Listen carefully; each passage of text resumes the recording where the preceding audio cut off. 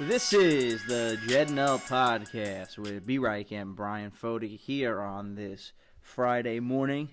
I'm Bryan Foti alongside my partner, Bryan Reichert. Bryan, what's going on today? Tough day in Jetland, folks. Got a tough game coming up on Sunday. Let us know how you're feeling this morning. The expectations, I can't take it. Every year we go through the same garbage. I mean, they sold us another bag of goods. It's ridiculous. First game, a 16-point lead blown.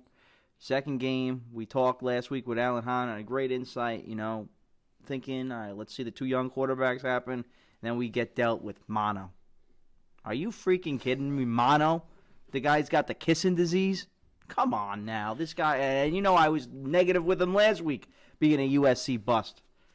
Ugh. Never seen a professional athlete get mono before. It's unbelievable. And then I got to sit there on Monday night, watch the whole place. It's probably 60-40 Jet fans, but I got to see an orange in there. I got to watch those fans celebrate that loser franchise that's going nowhere this year. Baker Mayfield played like garbage half the game. He hits one pass for a touchdown. The offense can't do anything. Trevor Siemian breaks his ankle. And then, it's just so indicative of this franchise. I mean, the coach is clueless. I'm already done with him. I said I'd give him a chance. He lost me last week in the end of the – we'll get to that when we break down the game. He doesn't know how to manage a clock. Quit on his team at the end of the first half and gifted him 3 points that it probably wouldn't have changed the game, but it put them out of reach. And I'm frustrated with that.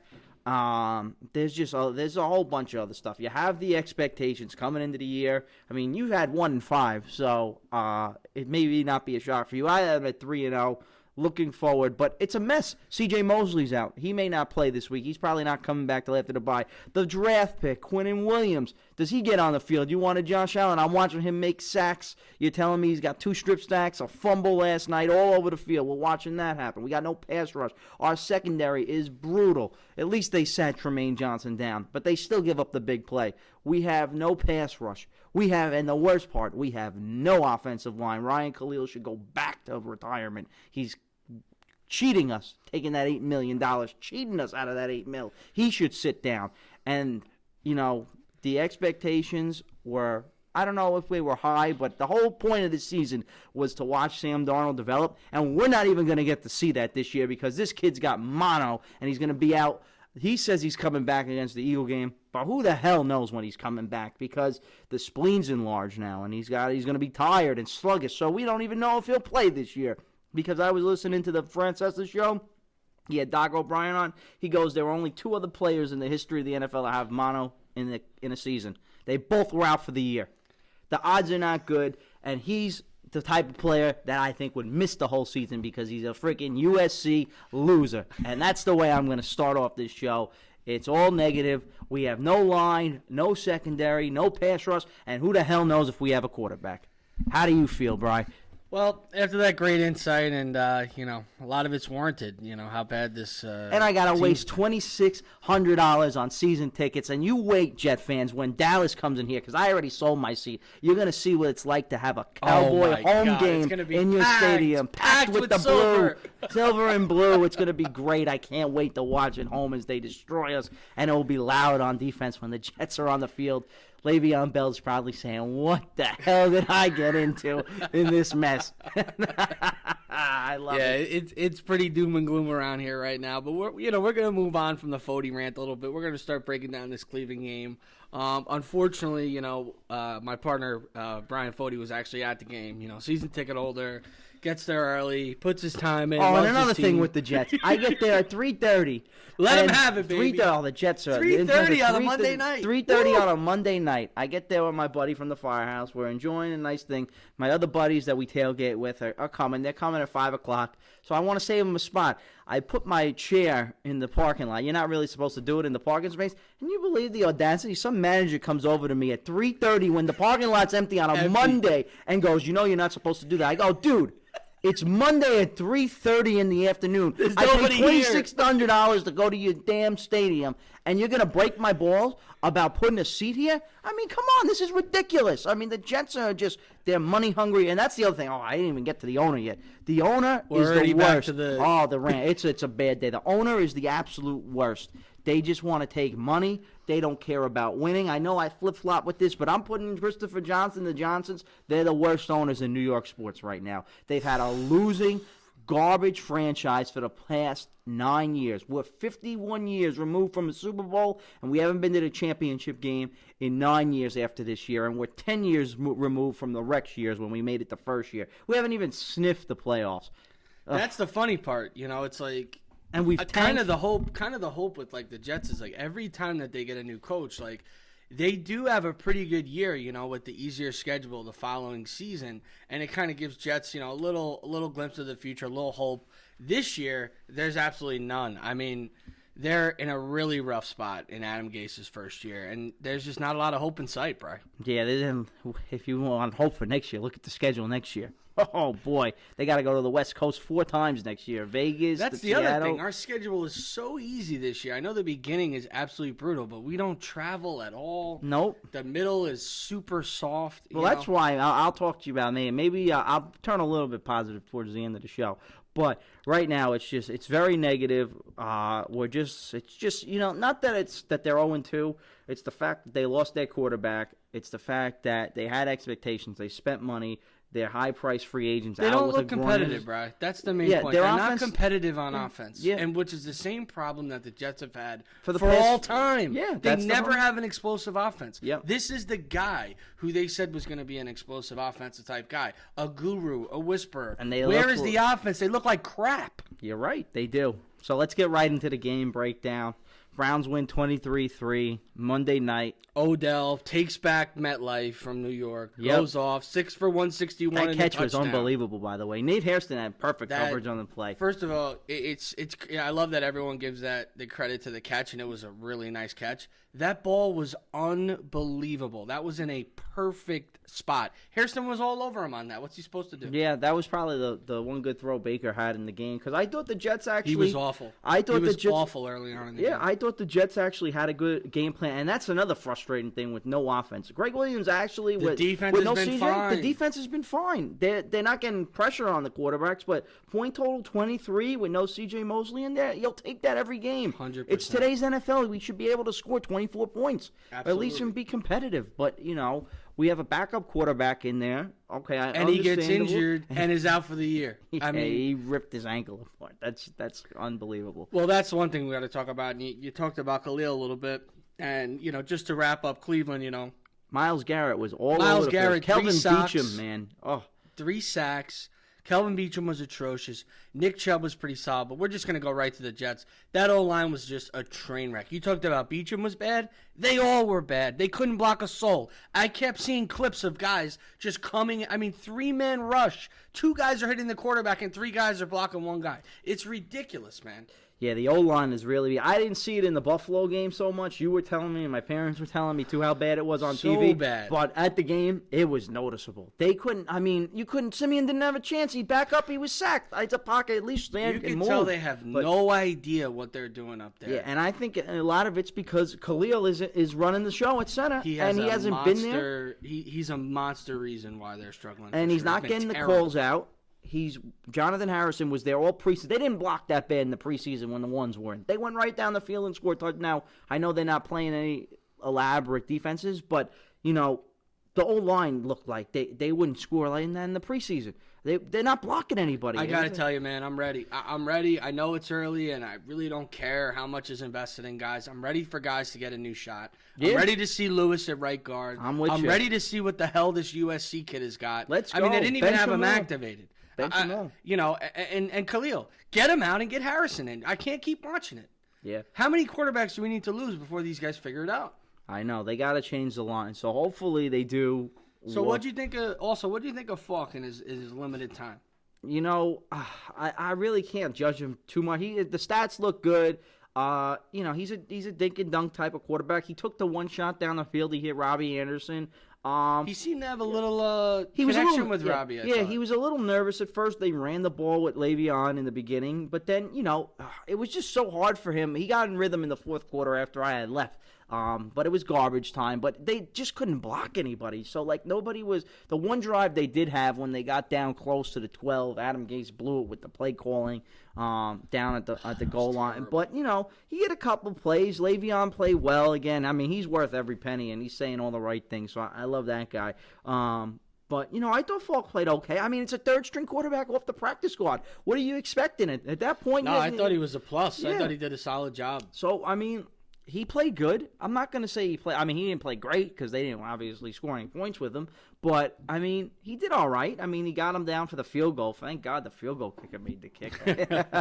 But, yeah. you know – the thing, you know, he played all right. I love that they benched Tremaine Johnson. What do you think about that? Yeah, I mean, you know, like I talked about on the offense, it's about time. I mean, if guys aren't going to perform and they're not going to play well, I really don't care how much money they're making. It's, you know, we got to start looking towards the future, like who's going to be on this roster after the deadline in 2020. I mean, nobody's spot is safe. Nobody's guaranteed. It should be competitive. Everybody should be fighting every rep.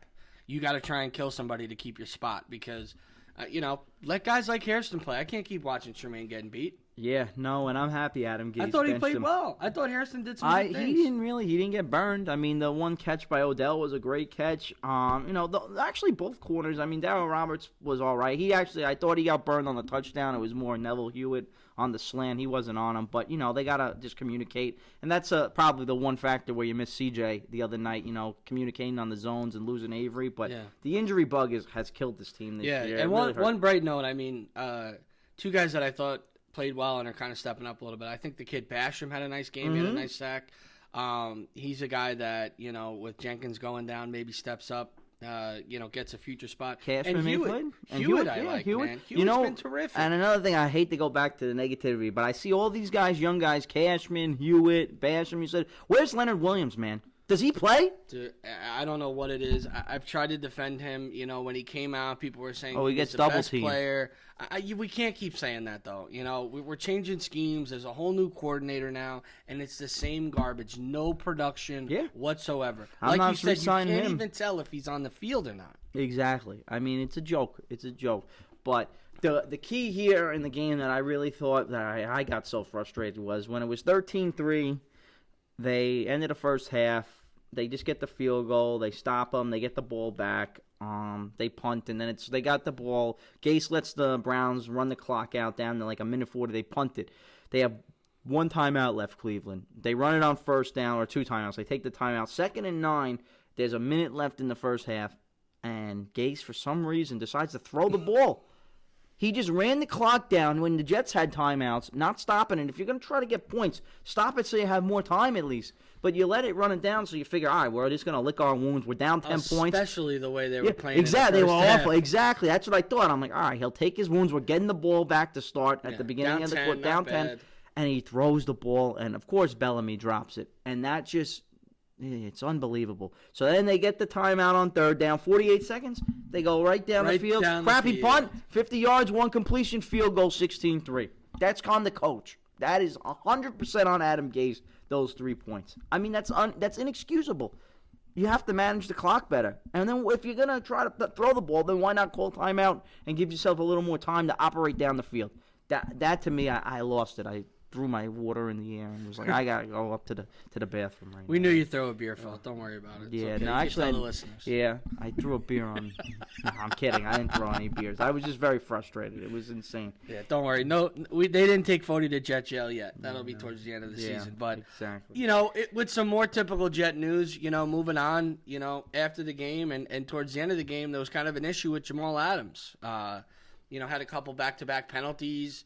Was seen on the. You know, kind of looked like he got benched almost. I wouldn't call it a benching. Yeah, see, Foti, I actually completely agree with you when you say that. I don't see it as a benching. When it's, you know, a 3-score game, you know, more than a 2-possession game with like less than like 3 minutes to go, I have no problem with guys taking out starters, you know, keeping guys healthy. Because those, you know, especially in that situation, we have a third-string quarterback. There's no way we're coming back from the game. You might as well keep guys out and just keep them healthy. And he was running around he was a little flustered. He's obviously frustrated to lose, and he's hitting people out of bounds late. He's getting some flags. He's that Baker hit was awful. I mean, yeah, the fine, whatever. It kept them on the field. It was a big penalty, but I disagree with it. You got to let them play. But he was just frustrated, and you don't want him to hurt somebody and get suspended. He was on the cusp. I heard, like, even the announcers were saying he's playing a little reckless, like leveling people down. Like, just calm down, kid. Like, you're fine. And then after the next day, he decides to unfollow all the Jets. Well, that's where I have a problem. I love the Prez, but I got a problem with this. This millennial player culture that started with Antonio Brown, Odell Beckham, like these guys that just wanted to, like, listen. You're not, there's bad teams in the NFL. Jalen Ramsey's doing it the same thing. If you're losing, man, be part of the solution. Don't be a part of the problem and say, I want out. Because that's not how you do it. And especially in the NFL where there's salary cap, these teams owe you nothing. They're not going to trade you regardless. I mean, that's a great point you bring up, and it's just something I want you to, elaborate on a little bit. You know, I kind of see something of a, I was talking to somebody last night. I kind of see like a trend starting to happen where these guys kind of do have almost NBA power where, they want to make a move. They're not happy in their situation. And I just feel like teams like last year, this year are kind of more willing to just get rid of these guys and get compensation. Do you think that the league could start to trend towards that? I mean, how horrible that would be. I don't think it's going to start to trend towards it. I think the reason the Raiders did it was because I'm just looking at the Dolphins. I mean, Minka wants out. I mean, the corner's going to want out. Tunsil wanted out. Kiko Alonso wanted out. Well, I think the Dolphins are really in a tank mode. They're the first team to try to actually legitimately trade their players away to lose games. I mean, when the Jets did it, they just didn't sign anybody, but they kept their young pieces. But as far as some of these other players like that we've seen, Brown had a big contract and was a free agent, and I don't know what the Raiders, but he basically that's a different case. But Jalen Ramsey, I know he wants an extension. He's still got 2 years. I don't think Jacksonville wants to pay him or can afford to pay him. So I think they're saying, you know what, let's just take it, get our losses. But I think with the Jets, I don't think Jamal Adams is going to ask for a trade. It's something to watch for. But, he says the thing that frustrates me, I don't think they're going to get rid of him. But you say you're a winner, but you're on a losing team right now. Like in the NFL, you haven't lived up to the expectations yet. You got to play. Not that he has to play better. It's just collectively as a team. We don't need to hear from all these guys and these young players just when they're losing. Just play your position. Everyone sees you doing a good job. You don't need like the approval on social media. I can't stand that. And the same thing with the tweet. He says, "Oh, it's BS. The league fined me." I mean, I like all that, but then I heard your boy Alan Hahn last night. We had him on last week. He's like, the rules are the rules. You got to follow them. You're not above the rules. So you got to play within that, and you don't need all the positive feedback on. Like, everyone wants to be like the king on Instagram or Twitter, and I just don't understand why, but I guess that's the new generation. But yeah, listen, it's a lot of guys that are coming in that, are kind of in the mold of, I need to build my brand, I need to make, it about me, and I need to excel my career. And, you kind of lose that aspect of the team, especially in football. It's such a team sport. Like you said, the salary cap, affects everybody. Yeah, and the kid's in New York. He's going to make a ton of money. It's not like, you could be a star anywhere, but in New York, he's big news here in the city. Everybody loves him. He's the best one of the best players on the Jets. Yeah, he's the future of the Jets. I don't think he's going anywhere. I think we can't let him go, Brian. Yeah. I think he's a huge component of the team. And I don't think the Jets would. I think they'd say, you're under contract, and we're going to try to win with you. And, they don't pay him anything right now. It's not like where, he's making decent money as a top 6 pick. He's making a couple million compared to guys, that are making, league minimum. Exactly. So I don't think they're going to put him anywhere. We'll see what the Jaguars do with Jalen Ramsey. They said I think he's going to get dealt, and I think the Chiefs make the move. I think maybe not before Sunday, but maybe right after Sunday. I see them making that move. We'll see what happens. So that was the Cleveland Browns game. So now we got to get into this. What are we going to talk about? I guess mono, right? We haven't even touched on mono yet. Well, yeah, we were going to talk. We talked about it a little bit during the rant, but and you brought up your, that you were listening to the doctor, and he said that guys may not come back. I mean, do you think that it's a possibility that he's not coming back?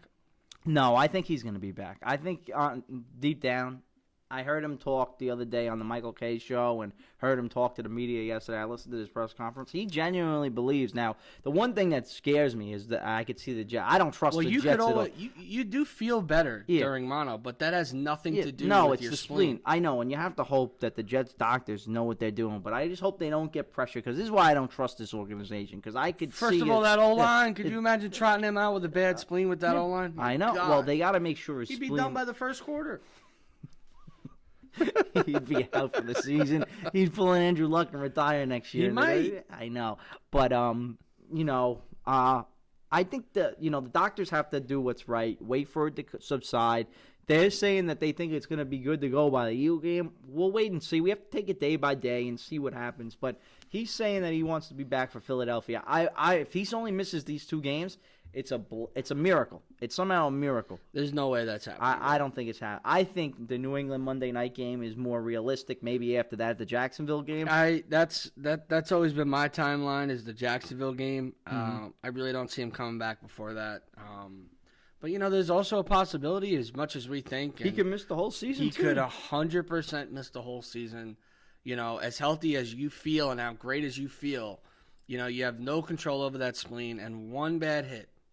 Could be a problem. And so he could rupture his spleen, and then it's life and death at that point. 100%. He could die. And that would be it's luck. I don't know how they're gonna be able to clear him for physical contact like that. I don't know that's their problem. That's the Jets doctors. They supposedly have very good doctors, but you just have to trust them. And it's just they're very busy this season. So I know, but that's the guy that you got to put. Yeah, but that's I know. They're very busy, but unfortunately, the whole purpose of this season was to see what this kid could do in year 2. We haven't even gotten a chance for that. Nope, and he was zero development. He did say that he was under the weather against Buffalo. We didn't know what was going on. Of course, and he's running for his life. Yeah, it was a disaster. Yeah. It just shows you, he could have beat them with mono. That would have been insane. But, so hopefully when he comes back, he looked great in the preseason. But then he just didn't look right on that first game. Now you know why. But, it's just unfortunate, because I really want to see the kid play. I want to see what we have here. We thought we could be 9-7 at the end of the year. But, it's just unfortunate. I thought we were going to struggle in these first 6. No, I understand you said that. I thought week 1 was going to show you that we're better than a lot of mediocre teams. Mm-hmm. And all we needed was a win or 2 to get us to that soft belly. Yep. Of Jacksonville, Cincinnati, Washington, Miami, Oakland. A lot of winnable games, but yeah, the kid got sick. You can't get past, Buffalo week 1 at home with that lead. It's hard to have faith that they're going to win anything this year. Yeah, except maybe, they might lose to the Dolphins too. Who knows? But, so that's just the unfortunate part. But now moving forward as we get ready for this, I guess, what should we call it? It's going to be, what's the score? How many points are the Patriots going to score on the Jets? Because I don't think they got a shot in this one, man. As much as I was positive and I picked it a win early in the season, Bill Belichick is a great defensive head coach. He's going to take everything. He knows Luke Falk's going to dink and dunk the ball. He has all the film. He knows what he's doing. Yeah, the Patriots have a great defense. He's going to press the corners. Our receivers are no good. Demarius Thomas isn't practicing. He was a no-show on Monday night. They traded him. Maybe he Let me ask you a side question, and we don't even have this down as a topic right now. Yeah. We'll get right back into the Patriots. Just to have a side question. When you look at who, Joe Douglas has actually brought in a lot of situations, do you like a lot of the guys that he's brought in? There's a lot of them that haven't done a thing. Oh, I can't judge him so much just yet because, he hasn't had a whole off. So you got to give him the off season. Who's he going to get in? Just saying, he's brought in the kicker that's been a nightmare. He's brought in Khalil that's been a nightmare. Okay, I could give him Khalil. That was the first move, the center, maybe he thought. But still, even so, you don't have, the caliber of free agents. He tried to improve the line. Maybe they thought Harrison. But I think they're going to bench. I think they're going to bench Khalil, and you'll see Harrison on Sunday. But I can't knock him just yet because, he did not re-sign Jason Myers. He brought a kicker. They were hoping, Taylor Burlett didn't get the job. They got retired on him in preseason, the Catman, and, it's crazy. So I can't crucify Joe Douglas just yet for the players that he brought in. If you want to say Khalil was a bad signing. The Demarius trade looks terrible right now. They gave up nothing for him. He didn't do much in the game on Monday night, and he's got a little bit of a hamstring injury. But, he knows the offense. You can't judge him until Sam comes back, too. You can't really judge these guys with the second-string quarterback in there. I mean, Crowder was a no-show. He was great in the first game, and then look at the backup quarterback. They don't get him the ball. He didn't make any plays on Monday night, so I'm not going to kill the GM just yet, but I can kill the something coach. to monitor, Brian. I just, something that I've been looking at. I just, He's obviously I like the Hairston move. Yeah, Hairston was good. But that he traded. guys like Farley and the other DB that he brought in, and the kid Myers really haven't contributed that much, and a lot of our hope is based that this guy's a decent GM. Yeah, I Something agree. to think But about. depth play, Hairston's a depth piece. He's not a starter on a Super Bowl team. He's more like a nickelback, and he's looked good. Poole has been good.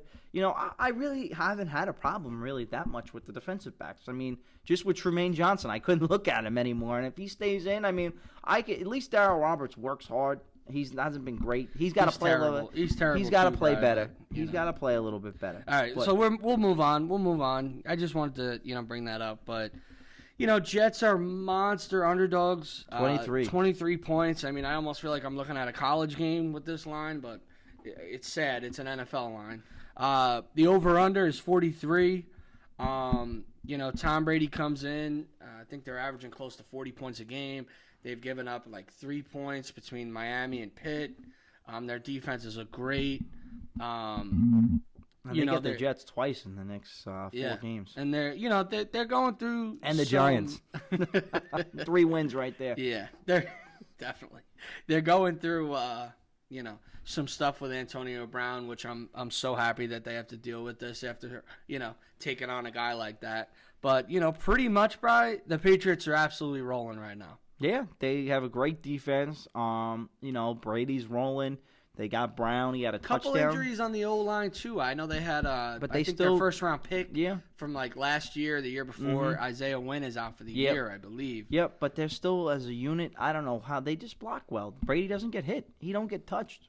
So hopefully the Jets can generate some pressure. Maybe get some hits. How, Brian? Who's gonna generate pressure on this team? I agree. Well, they got a blitz. I feel like we can't even scheme for it. No, it's gonna be a tough day. They have so many weapons that they can throw the ball. They got White out of the backfield. Michelle's gonna run the ball. White kills the Jets too.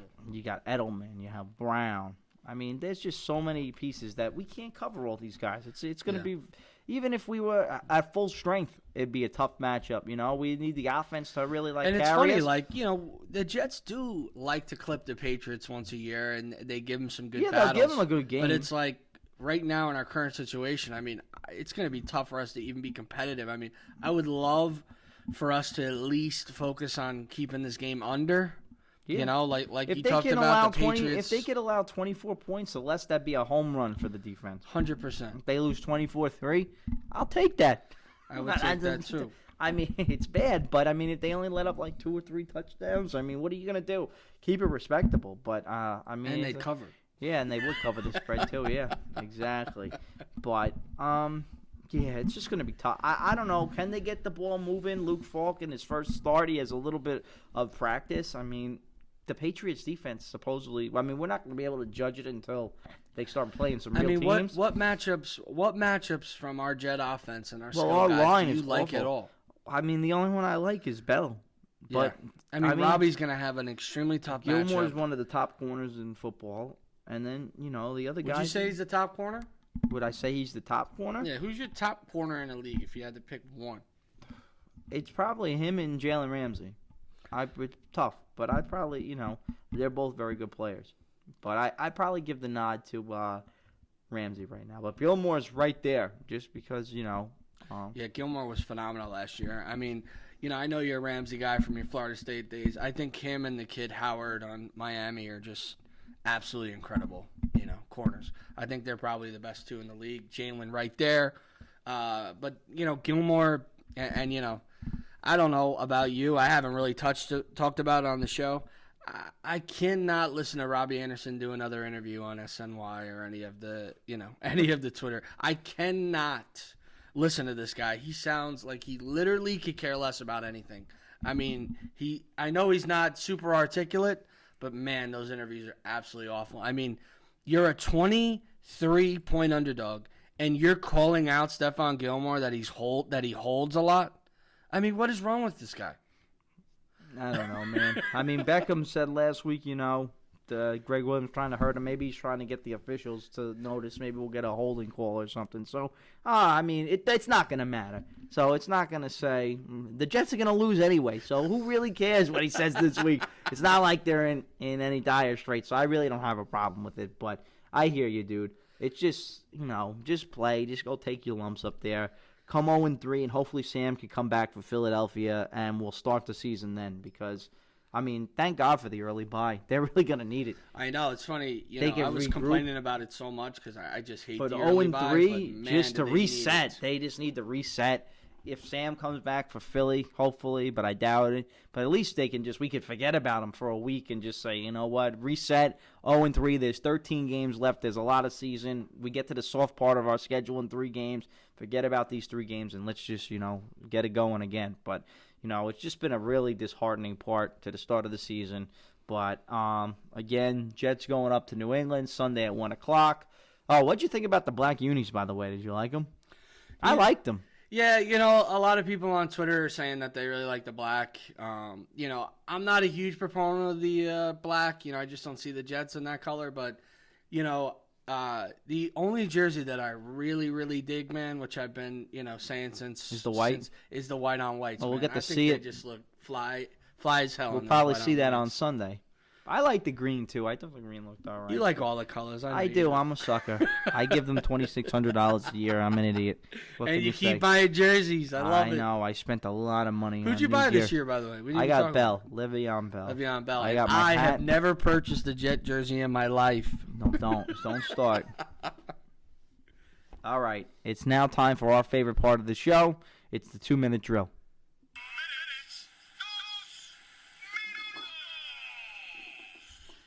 All right, 2-minute drill. I'll start by asking you some questions. Are the Patriots going to put a 50 spot on the Jets on Sunday? No, I don't. I think we keep them actually under 35. All right. Not much better, but it's not 50. Can Luke Falk win a game as a starter? Well, it's gonna be tough. I mean, it's gonna really depend when Sam comes back. But I mean, if Sam comes back in Jacksonville, I do not see Luke Falk winning a game. All right. Will Sam Darnold be back for Philadelphia? No. All right. Moving on to my questions. Bryan Foti, if you were the GM, if you were Joey D, who would you cut right now? Leonard Williams. Leonard Williams, he's cutting. Okay. Actually, perfect segment into my next question. Do we move on from Leo before the deadline? Obviously, he answered that. He said he would cut him. Yeah. Is there any chance you trade him? Oh, if we could get something. If we could get something back, too bad we probably won't. Does Sam come back before the Jacksonville game? And if so, will he have a productive end of the year, in your opinion? Man, I guess I got to say, I think he does. And will he be productive? I'm going to say, yeah, I say he's productive. All right, he's going, yeah, even though he calls him a bus every other day. I do. All right, we got 2 more questions. If you were Joey D once again and you had our first-round draft pick, what position are you taking next year? I was going to say wide receiver originally, but that offensive line is brutal. I think we need an O-lineman. Yeah, tackle out of Georgia, Andrew Thomas, guy to watch, phenomenal. Definitely a guy that the Jets should be interested in. We need a pass rusher. We need so much. We got holes everywhere. But our final question, you kind of touched on it a little bit. Are the Johnsons the biggest problem for the New York Jets? Yes, 100% the worst owners right now in New York sports. They should be held accountable. Sell the team. All right, that's our 2-minute drill, Bryan. All right, that's going to wrap it up. Again, you could catch the Jets if you care to watch or want to watch a shellacking on Sunday afternoon at 1 o'clock games on CBS. You can listen to the Jets radio on 98.7. Again, remember to hit us up on our social media pages. For now, we'll be back on next week to recap this debacle of a game, and we'll hopefully they won't lose to the bye, but we'll have a nice show during the bye week. Hopefully hit the reset. We'll get you some updates on Sam. But for now, everybody enjoy the rest of your Friday. For B-Reich, I'm Bryan Foti. Everybody have a great day, and always remember to jet up.